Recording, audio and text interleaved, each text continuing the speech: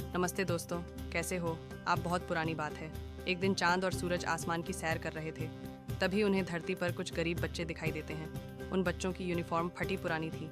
इसके साथ ही उनके पैर में जूते भी नहीं थे।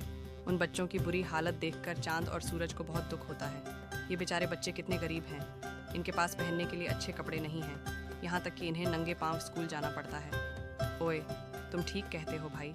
इन बच्चों की बुरी हालत देखकर मुझे बहुत दुख हो रहा है।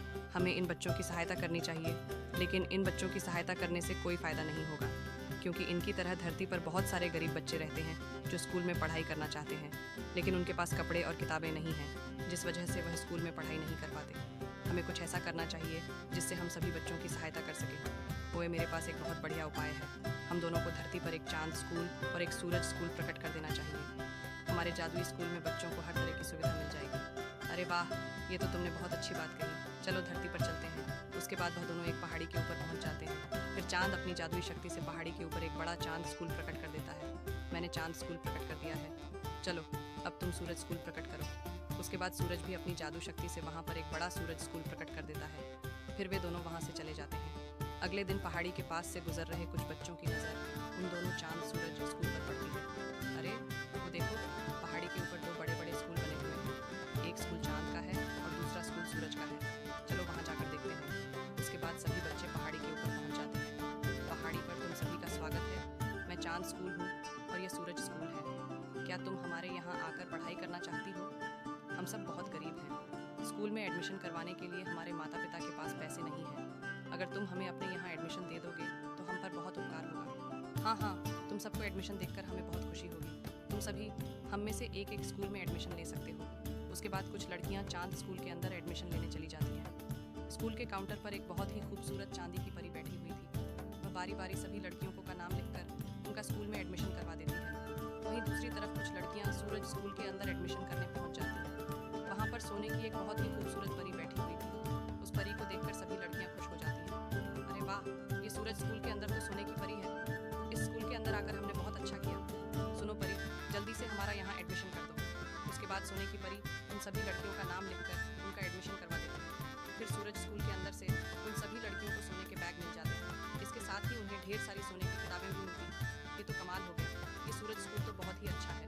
इसने हमें सोने के बैग और सोने की किताबें दी हैं। उन सभी लड़कियों के शरीर के ऊपर सूरज स्कूल सुंदर ड्रेस प्रकट कर देता है। इसके साथ ही उन सभी लड़की के पैरों में सोने की सैंडल प्रकट हो जाती है।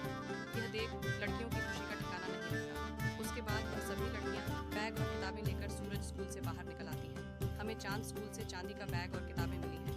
इन सबको तो सिर्फ चांदी का सामान मिला है। ये देखो, हमें सूरज स्कूल ने सोने की किताबें और बैग दिया है।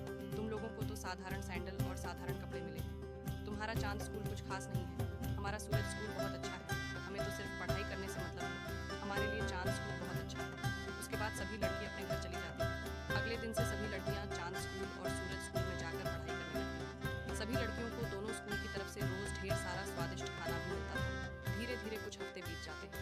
चांद स्कूल के अंदर रहने वाली चांदी की परियां टीचर सभी लड़कियों को अच्छी तरह पढ़ाया करती थी। लेकिन वहीं दूसरी तरफ सूरज स्कूल के अंदर रहने वाली सोने की परियां टीचर लड़कियों को बुरी बनने की पढ़ाई करवाती थी। सोने की परियां सभी लड़कियों को घमंडी और बदतमीज बना देती हैं।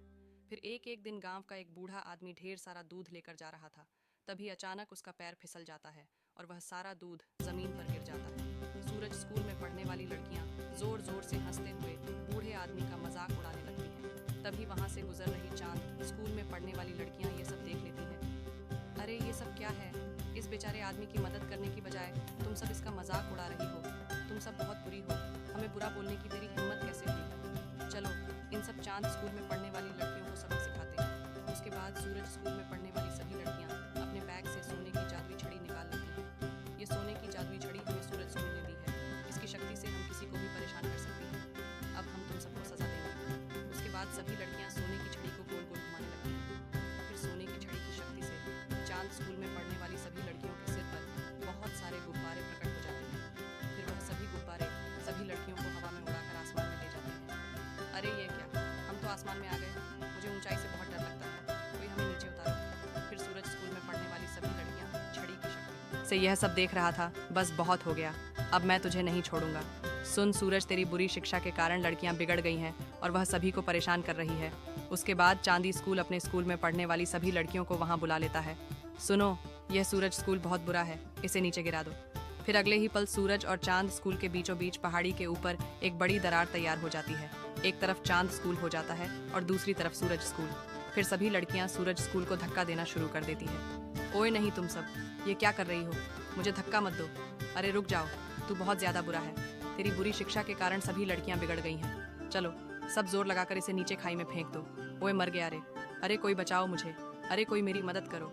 फिर वह सभी लड़कियां सूरज स्कूल को धक्का देकर नीचे खाई में फेंक देती हैं। खाई में गिरते ही सूरज स्कूल में आग लग जाती है और वह पूरी तरह जलकर राख हो जाता है। दूसरी तरफ सूरज स्कूल में पढ़ने वाली लड़कियों के पास मौजूद सारी सोने की छड़ियाँ अपने आप गायब हो जाती हैं। उसके बाद चांद स्कूल सभी लड़कियों के ऊपर जादुई दवाई छिड़क देता है और सभी लड़कियाँ फिर से पहले की तरह अच्छी हो जाती हैं। फिर चांद स्कूल सभी को अपने स्कूल में अच्छी शिक्षा देते हुए पढ़ाना शुरू कर देता है।